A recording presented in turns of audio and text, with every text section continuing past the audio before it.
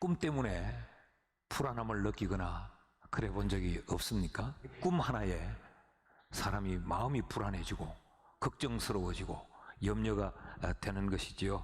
왜 그러는가? 우리가 감정적 존재이기 때문에 그렇습니다. 우리가 나무가 아니고 우리가 돌이 아니고 우리가 감정을 가지고 사는 존재이기 때문에 우리는 전화 한 통에 울기도 하고 웃기도 하고 누군가로부터 말 한마디를 우리가 들으면 그것 때문에 우리의 감정선이 무너지기도 하는 것이죠. 상황에 휘둘리지 않는 이런 삶은 살 수 없을까? 이런 어떤 상황이나 사람에게 휘둘리지 않고 이런 평안한 삶을 어떻게 하면 살 수 있을까? 여러분, 우리가 살면서 대부분 우리가 넘어지고 우리가 무너지고 실수하고 그래서 우리가 후회하는 그 경우에 대부분은 우리의 감정을, 우리의 마음을, 우리 스스로가 통제하지 못해서 그렇습니다. 상황이 어떻든지 간에 내가 나를 통제하고 다스릴 수만 있다면 여러분, 우리는 상황에 휘둘리지 않을 거예요. 우리가 우울해하는 이유, 내가 나를 이기지 못해서 우울합니다. 내가 왜 슬퍼하느냐? 내가 왜 낙심하고 절망하느냐? 내가 왜 범죄하느냐? 내 속에 내 감정을 내가 이기지 못하고 내 욕망을 내가 이기지 못해 잘못인 줄 알지만 나쁜 짓을 행하고 죄를 짓게 되는 거죠. 이것이 심해지면 스스로의 목숨도 끊는 자살까지도 서슴지 않고 행하지 않습니까? 방법이 없을까? 방법이 없을까? 예수님에게 배울 수 있습니다. 오늘 본문 말씀은 예수님의 아주 강력한 그런 메시지를 담고 있는 본문은 아니에요. 그러나 이 속에서 예수님이 어떤 확신을 가지고 사역을 하고 있는가? 예수님이 가지신 세 가지의 확신을 배울 수 있습니다. 예수님도 우리와 똑같은 인성을 가지셨습니다. 예수님은 신성도 가지시고 하나님의 성품도 가지시고 인간의 육체를 입으셨기에 인간의 성품도 가지셨어요. 그리고 예수님은 신인 양성적 존재이십니다. 그래서 예수님께서는 성전을 하나님께 기도하는 기도의 집을 거기서 돈을 바꾸고 짐승을 판매하고 그래서 장사의 소굴로 만든 그들을 보시면서 성전에서 상을 뒤집어 엎고 주님 분노하셨죠. 뿐만 아니라 사람의 죽음 앞에서 주님은 눈물을 흘리며 우시기도 하셨습니다. 그러니까 주님도 감정을 가지고 계시는 사람이셨다는 겁니다.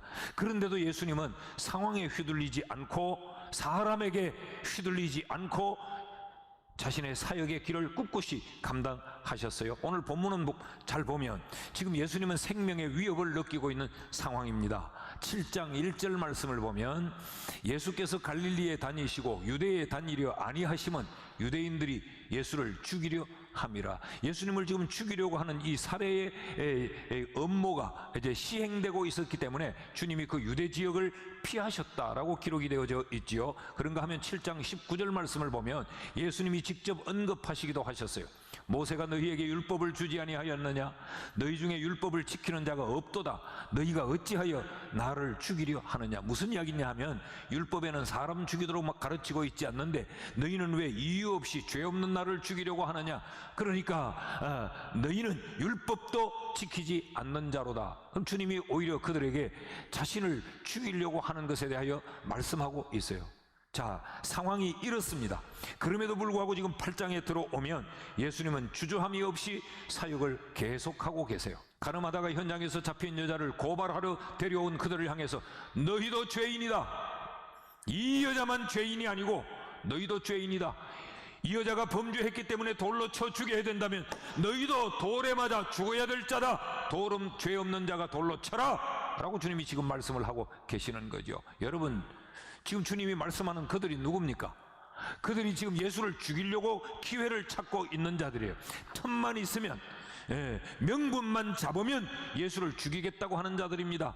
그러면 예수는 어떻게 해야 됩니까? 그들의 눈치를 살펴야 되고 그들 때문에 조용히 숨어 한동안 가만히 죽어 있거나 아니면 그들과 함께 한 통속이 되어야 자신의 생명을 지킬 수 있지 않습니까? 이런 상황임에도 불구하고 주님은 그들에게 죄는 죄다. 라고 지금 말씀을 하고 계시는 거죠. 뿐만 아니라 내가 생명의 빛이다. 그러므로 내게로 와야 된다라고 말씀을 하세요. 그러면 지금 예수를 죽이려고 하는 그 군중들, 그 여인을 향해 돌로 쳐 죽여야 된다고 말하는 그들은 어둠의 자식들입니다. 너희들이 지금 괜찮은 척, 너희들은 잘난 척, 너희들은 의로운 척 하고 있지만 너희는 빛을 알지 못하는 어둠의 자식들이야 라고 그들의 죄를 폭로시키고 그들의 정체를 지금 드러내고 계시는 거죠. 조금도 주님은 환경에 의해 휘둘리지 않고 계십니다. 자, 예수님이 어떤 확신을 가지셨기에 주님은 이렇게 환경과 사람에 휘둘리지 않을 수 있었는가? 그 첫째는 본향에 대한 확신 때문입니다. 예수님이 자신이 돌아갈 본향이 있다라는 것을 확신하고 있었기 때문에 오늘 여기 이 땅 여기 살지만 나는 여기가 내 고향이 아니요, 내 소속이 아니요, 내가 돌아가야 될 하나님의 나라 본향이 있다라는 확신 때문에 그랬어요. 13절 말씀을 보십시오. 바리새인들이 이르되 네가 너를 위하여 정언하니 네 정언은 참되지 아니하도다. 여러분, 이 표현은 굉장히 점잖게 고급스럽게 기록해 둔 거예요.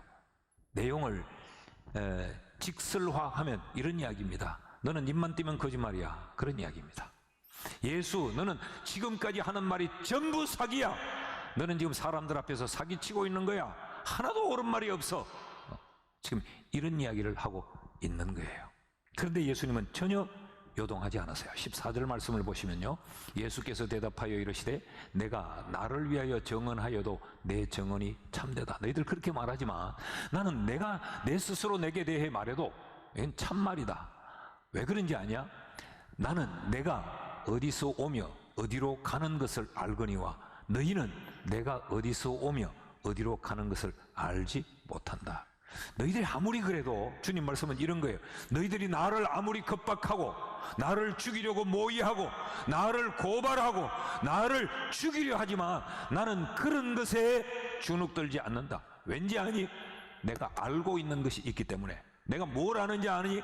나는 하늘로부터 왔고 나는 하늘로 돌아가 하늘에 나의 본향이 있다는 사실을 알기 때문에 나는 두려워하지 않아. 그 이야기예요. 여러분, 본향에 대하여 아는 사람과 본향에 대하여서 알지 못하고 여기가 전부라고 알고 사는 사람은 삶의 태도와 삶의 내용이 전혀 다릅니다.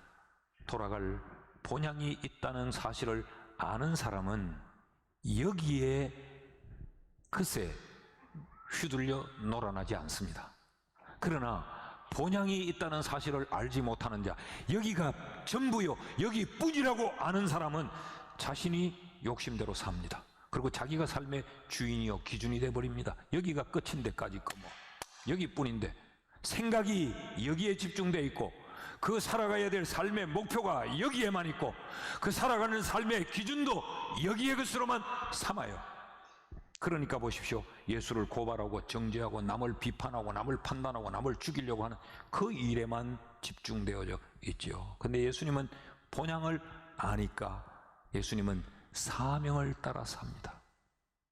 나는 여기에 사람이 아니고 나는 돌아갈 곳이 저기 있기 때문에 나는 저기를 생각하며 나를 보내신 그분의 원함을 따라 나는 산다. 내가 여기 있지만 내 삶의 기준은 저기의 기준이야 라는 것이 지금 14절의 예수님의 말씀이에요. 그렇습니다, 여러분. 우리가 본향에 대하여서 확신을 가지고 살면 세상의 환경과 상황과 세상의 사람들에 의해 휘둘리지 않습니다. 이 삶을 상황을 초월한 삶이라고 말할 수 있어요. 상황을 초월한 삶, 상황에 휘둘리지 않는 상황을 초월한 삶을 성경은 능력이라고 이야기합니다. 바울이 빌립보서 4장에서 이렇게 말씀해요. 12절 13절 말씀을 보면요, 나는 비천에 처할 줄도 알고 풍부에 처할 줄도 알아. 모든 일 곧 배부름과 배고픔과 풍부와 궁핍에도 처할 줄 아는 일체의 비결을 배웠노라. 내게 능력 주시는 자 안에서 이 모든 내가 모든 것을 할 수 있느니라. 여러분, 우리가 이 4장 13절 말씀을 참 좋아하죠. 내게 능력 주시는 자에서 내가 모든 것을 할 수 있다. 우리가 이 말씀을 왜 좋아합니까? 좋아하는 이유는 내가 능력 받으면, 능력만 있으면 상황을 바꾸고 사람을 바꾸고 내가 원하는 대로 모든 것을 만들어 갈 수 있다고 생각하기 때문에 우리는 능력을 받으려 합니다. 그러니까 우리가 이해하는 능력은 내가 원하는 대로 상황을 만들어 가는 것이라고 생각해요. 그런데 이 13절 말씀을 12절과 연결해서 보면 의미가 달라지죠. 다시 한번 띄워주시면 뭐라고 이야기합니까? 나는 비천에도 처할 줄 알고, 나는 풍부에도 처할 줄 알고, 나는 배고플 때도 배고파할 줄 알고, 나는 배부를 때도 배부를 줄 안다. 그러니까 어떤 상황이든지 나는 그 상황에 처할 줄 아는 비결을 배웠다. 이것이 사람은 안 된다. 사람은 이게 안 된다. 내게 능력 주시는 자 안에서 그 능력을 받으면 이게 가능하다.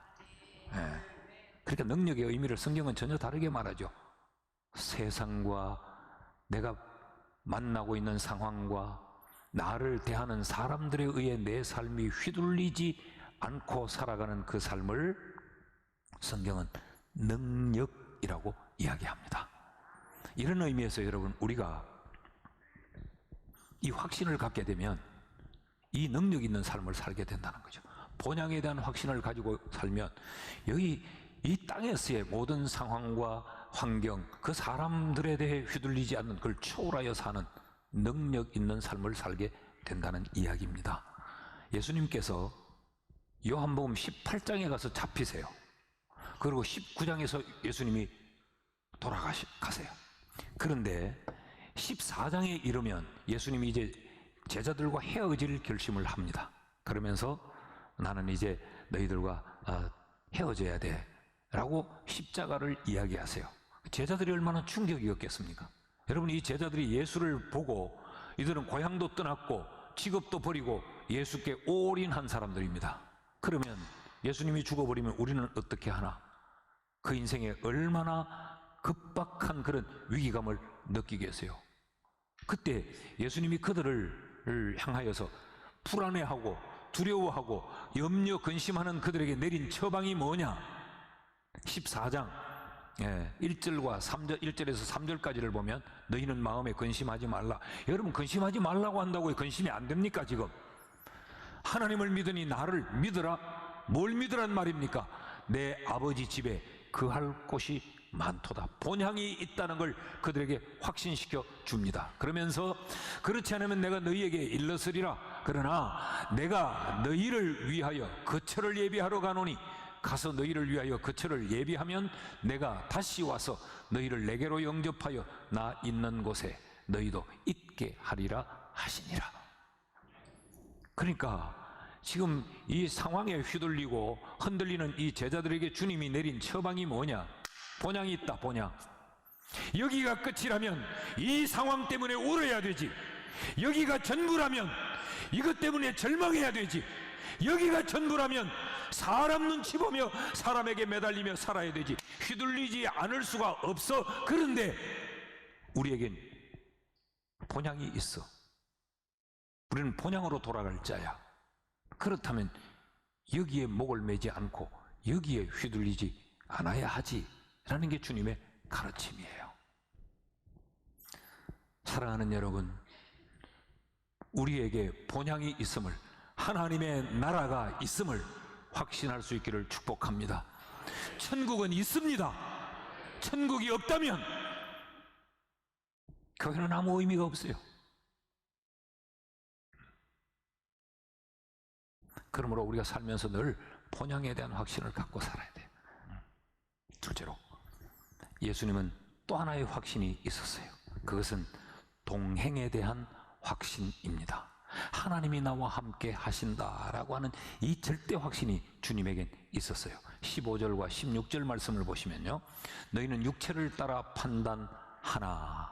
그러니까 여기가 전부인 걸 아니까 육체를 따라 생각하고 육체로 판단하고 육체로 할 것밖에 없죠. 육체로 판단하나 나는 아무도 판단하지 아니하노라. 만일 내가 판단하여도 내 판단이 참되니 이는 내가 혼자 있는 것이 아니요 나를 보내신 이가 나와 함께 계시기 때문이다.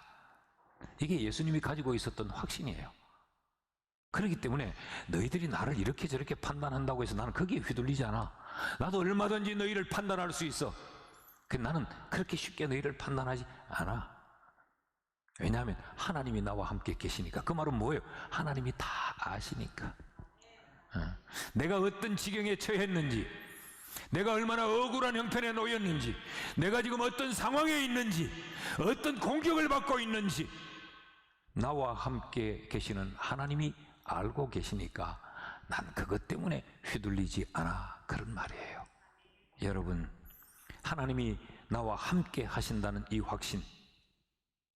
확신이 우리에게도 있기를 축복합니다. 예수님과만 함께하고 우리와는 함께하지 않을까? 여러분, 예수님이 이 땅에 오신 이유가 뭐예요?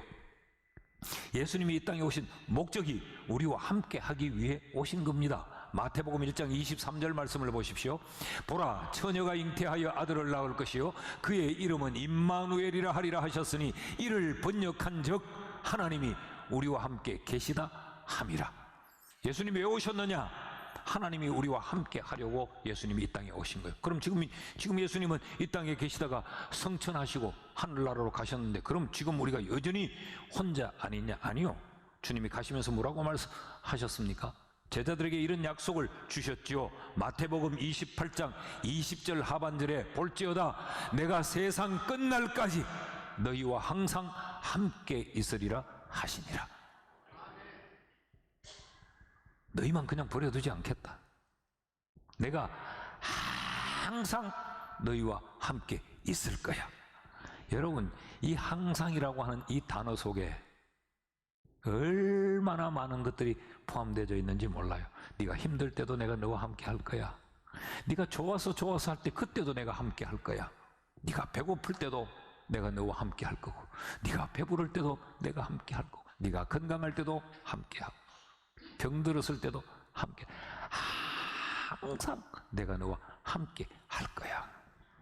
하나님이 우리와 함께 하십니다. 어떻게 해요? 주님이 가시면서 이렇게 말씀하시죠. 나는 아버지께로 가나 내가 아버지께 말씀드려 보혜사 성령을 너희에게 보내리라 그랬어요. 예. 그래서 성령 하나님이 우리와 함께 계세요. 그래서 우리로 하여금 생각하게 하고, 우리로 하여금 판단하게 하고, 우리로 하여금 말하게 하고, 우리로 하여금 행동하게 하면서 우리로 신앙의 삶을 살게 만들어 주시는 거죠. 그 성령 하나님께서 이승희 목사로 하여금 오늘 이 말씀을 준비하게 하시고, 이 말씀을 이런 내용으로 전달하게 하시고, 여러분을 이 자리에 성령 하나님이 인도하여 앉히시고 이 말씀을 하나님의 말씀으로 듣게 하고, 내가 무엇을 깨닫고 무엇을 판단해야 될지를 성령께서 우리에게 감동, 감화하시는 거죠. 여러분, 우리가 살아오면서 우리의 삶에 혼자 건널 수 없는 삶의 질곡들을 만날 때가 있잖아요. 도저히 헤쳐나올 것 같지 않는 그런 인생의 캄캄함을 우리가 만날 때가 있죠. 그때도 하나님은 우리와 함께 계셔서 우리를 지나오게 해 주셨습니다. 하나님이 나와 함께 하시는 동행에 대한 확신이 우리에게 있기를 주의 이름으로 축원합니다. 축원합니다. 하나님 계시면 해결되는 거 아닙니까? 네. 셋째는 또 하나의 확신이 예수님에겐 있었어요. 그것은 천명에 대한 확신이었습니다. 인명이 아닌 천명. 내 운명이 하나님께 달렸다라는 의미죠. 20절 말씀을 보십시오. 이 말씀은 성전에서 가르치실 때에 헌금함 앞에서 하셨으나 잡는 사람이 없으니 이는 그의 때가 아직 이르지 아니하였습니다. 지금 여기가 요한복음 8장이에요. 근데 지금 예수님은 헌금함 앞에서, 이 말은 공개된 장소에서 많은 사람들이 있는 곳에서, 헌금함 앞이란 말은 지금 여기 제사장들이 있는 곳이요, 여기 바리새인들이 있는 곳이요, 여기 여인들이 있는 곳이요, 여기 일반 군중들이 출입할 수 있는 곳, 누구나 공개된 장소에서 예수님이 지금 담대하게 이 증언을 하고 계세요. 그런데 성경은 아무도 예수를 잡는 자가 없더라, 5장부터 잡으려고 설치는데 7장에서도 죽이려고 사람을 보내는데 보십시오. 왜 그러냐? 성경이 뭐라고 말해요? 20절을 다시 띄워주시면 이렇게 기록되어 있죠. 헌금함 앞에서 하셨으나 잡는 사람이 없으니 이는 그의 때가 아직 이르지 아니하였습니다. 여기 때는 잡는 사람 쪽에서 때가 아니에요. 우리가 아직 잡지 말자, 아직 좀 더 놔두자, 아직 조금 있다 잡자, 잡으려고 하는 사람들에게서 때가 아니고 잡히는 사람 쪽에서의 때입니다. 그들은 그렇게 잡으려고 하나 예수님은 아직 잡힐 때가 아니었던 거죠. 5장 18절 말씀을 보면요, 유대인들이 이로 말미암아 더욱 예수를 죽이고자 하니 5장에서 예수를 죽이려고 맹렬하게 일어납니다. 7장 1절에 와서 보면요, 그 후에 예수께서 갈릴리에 다니시고 유대에 다니려 아니하면 유대인들이 죽이려 함이라. 그러니까 이 예수를 죽이려고 하는 것이 굉장히 심화되어졌다는 이야기지요. 7장 30절 말씀을 보십시오. 그들이 예수를 잡고자 하나 손을 대는 자가 없으니 이유는 그의 때가 아직 이르지 아니하였습니다. 이들은 점점 잡으려고 점점 노골화하고 점점 더 전략화하고 점점 더 행동화하는데도 예수를 아무도 못 잡더라는 거예요. 왜냐? 예수가 숨어 다녔기 때문이 아니에요. 이들 앞에 있는데도. 그 이유는 예수님 편에서 아직 잡힐 때가 안 된 거예요. 그들은 지금 때가 된 거예요. 벌써부터 때였죠. 근데 예수님이 때가 아직 아니어서 사람들이 잡지 못했다 그래요. 7장 32절 말씀 보실까요? 예수에 대하여 무리가 수군거리는 것이 바리새인들에게 들린지라 대제사장들과 바리새인들이 그를 잡으려고 아랫 사람들을 보내니. 자, 대제사장들이 보니까 무리들이 수군수군 하고 하니까 이때 예수를 잡아야 되겠다. 그래서 아랫 사람들을 보냅니다. 권력이 동원되고 힘이 동원되고 사람이 동원되었습니다. 그런데 7장 44절 말씀을 보십시오. 그 중에는 그를 잡고자 하는 자도 있었지만 예수에게 손을 잡으려고 손을 대는 자가 없었더라. 그리고 8장으로 넘어와서 예수님의 사역이 계속 진행이 되고, 그런데 8장 20절에도 보니까 헌금함 앞에서 예수님이 계시는데도 아무도 잡을 자가 없더라. 이유는 때가 아니었기 때문에. 그렇다면 여러분, 예수님의 운명은 사람들의 손에 달린 것이 아니었습니다. 예수를 이 땅에 보낸 하나님에 의해서 예수의 운명이 결정되기 때문에 그들이 잡을 수 없는 거예요. 이것을 천명이라고 말합니다. 예수 안에 있는 자들은 천명을 따라 사는 사람이지 인명을 따라 사는 사람이 아닙니다. 예수님이 십자가에 달려 돌아가셨습니다. 사람들의 손에 잡히고 사람들의 손에 빨가벗기고 사람들의 손에 못 박혀 사람들의 손에 창 찔려 돌아가셨어요. 그런데 요한복음 19장에서 예수님이 돌아가시거든요. 그 19장 30절에 예수님이 마지막 운명의 마지막 말씀을 뭐라고 하시느냐? 19장 30절을 보면 예수께서 신포도주를 받으신 후에 이르시되 다 이루었다 하시고 머리를 숙이니 영혼이 떠나가니라. 이 순서를 잘 보세요. 예수님이 이제는 다 이루었다, 내 살아야 될 삶을 다 살았다, 그런 이야기죠. 그랬더니 그러고 예수님이 머리를 숙이시니까 영혼이 떠나갔다. 세상은 사람이 운명의 주인인 줄 알아요. 그런데 성경은 아니라고 말합니다. 하나님이 내 운명의 주인이라고 말합니다. 여러분, 그렇다면 우리가 누구를 두려워해야 되죠? 하나님을 두려워해야지. 그런데 우리는 누구를 두려워하면서 삽니까? 세상 사람들을 두려워하면서 삽니다. 세상이 나를 어떻게 대하는지, 사람들이 지금 나를 수군거리는지 안 수군거리는지, 많은 사람이 모였는지 안 모였는지, 저 사람이 대제사장인지 바리새인인지 힘 있는 자인지, 저 사람들이 세력이 얼마나 된지. 사람들은 아무리 패거리를 만들고 모의를 하고 작당을 해도 우리의 운명은 사람이 좌지우지할 수 없어요. 그러므로 우리가 세상을 두려워하지 말고 하나님을 두려워합시다.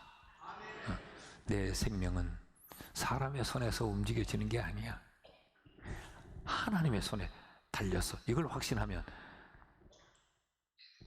세상의 환경, 상황, 사람 이런 것들로 인하여 우리가 흔들리지 않고 살아갈 수가 있습니다.